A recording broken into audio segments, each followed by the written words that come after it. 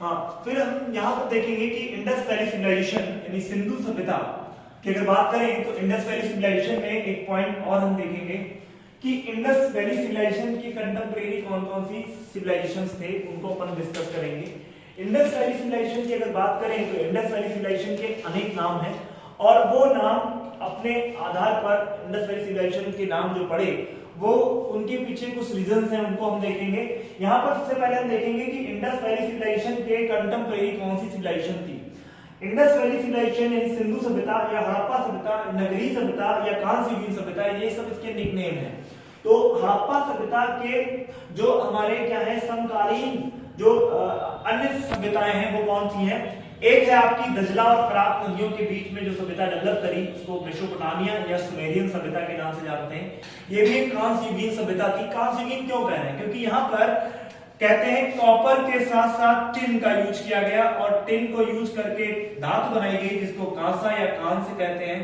तो कांस्य जो है बना और कहते हैं कॉपर से ज्यादा मजबूत होता है और अब इस युग में कांस्य यानी कांसे का खूब यूज हो रहा है, इसलिए इसको कांस्य युगीन सभ्यता के नाम से जानते हैं। और जितने भी साक्ष्य मिले हैं उनको रेडियो डेटिंग या रेडियो कार्बन की पद्धति से देखा गया तो वो सारे जो हमारे क्या कहते हैं कि जो उपकरण हैं वो बेसिकली कांस्य से बने हैं। सो दैट दिस ये तीनों जो सभ्यताएं हैं, पहली सभ्यता इंडस वैली सिविलाइजेशन या हड़प्पा सभ्यता या नगरी सभ्यता या कांस्य युगीन सभ्यता, क्यों कह रहे हैं कांस्य युगीन, क्योंकि कांसे का यूज ज्यादा हो रहा है, कांसे से बने हुए जो है उपकरण ज्यादा मिल रहे हैं। मेसोपोटामिया सभ्यता सुमेरियन सभ्यता के नाम से जानते हैं। दजला और फरात जो आज की यूफ्रेटस और टिग्रिस रिवर के नाम से जानी जाती हैं, यहाँ पर डेवलप हुई एक सभ्यता और एक सभ्यता डेवलप हुई नील नदी घाटी में। नाइल रिवर वैली में एक सभ्यता डेवलप करती है जिसको मिस्र की सभ्यता कहते हैं। तो मिस्र की सभ्यता, मेसोपोटामिया की सभ्यता और हड़प्पा सभ्यता कंटेम्परेरी यानी समकालीन सभ्यताएं हैं। पहली बात ये भी कांस्य युगीन है, ये भी कांस्य युगीन है, ये भी कांस्य युगीन है, क्योंकि कांस्य का सबसे ज्यादा जो है यहाँ पर प्लाइशन हुआ। अगली बात अगर हम करें तो ये आता है कि भाई अगर एरिया के हिसाब से देखें तो हड़प्पा सभ्यता इन दोनों सभ्यताओं को मिला है। अगर हम मेसोपोटामिया की सभ्यता को है ना, मेसोपोटामिया की सभ्यता को प्लस हम किसको ले लें जो है हमारी मिस्र की सभ्यता और मिस्र की सभ्यता, दोनों सभ्यताओं को मिला करके अगर हम केवल हड़प्पा सभ्यता को देखें तो कहते हैं कि हड़प्पा सभ्यता जो है वो इन दोनों सभ्यताओं के 12 गुनी थी। कितने गुनी थी? 12 गुनी, यानी 12 टाइम्स थी ये।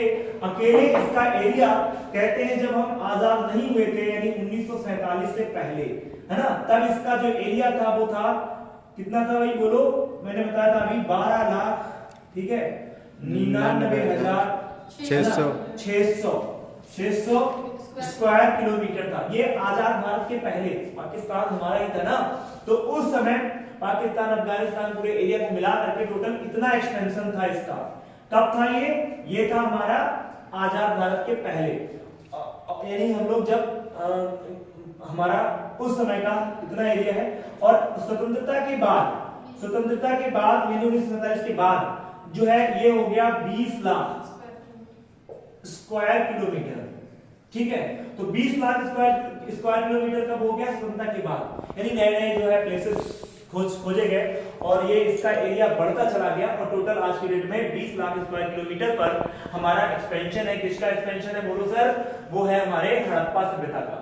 हड़प्पा बेसिकली जो प्लेस है वो पड़ता है पाकिस्तान में, अभी मैं बताऊंगा वहां पर कौन सा प्लेस है। तो अगर देखा जाए तो मेसोपोटामिया की सभ्यता मिस्र की सभ्यता को मिला दें तो हड़प्पा सभ्यता इनकी 12 गुना थी, यानी सोचो कितनी बड़ी एक वास्ट गिगेंटिक इनॉर्मस एरियाज को एक्सपेंशन था उसका हमारी हड़प्पा सभ्यता का। और कहते हैं कि हड़प्पा सभ्यता अगर केवल हम मिस्र सभ्यता से देखें तो 20 गुना थी। तो केवल मिस्र की सभ्यता से अगर हम देखें केवल मिस्र की सभ्यता से जो है इसका एक्सपेंशन कितना था बोलो सर? 20 गुना था। 20 गुना बड़ी थी कौन? अपनी जो है।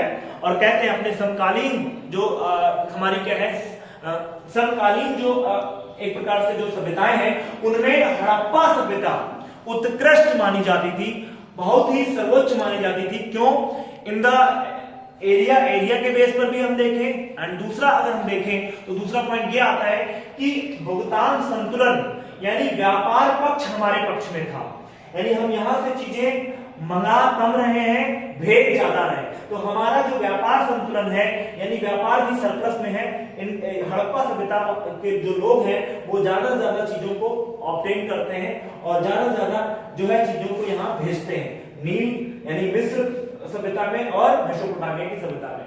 आई होप आपको ये चीजें समझ में आई होंगी, और इसके बाद हम नेक्स्ट वीडियो लेंगे जहां पर हम आगे चीजों को फर्दर करेंगे।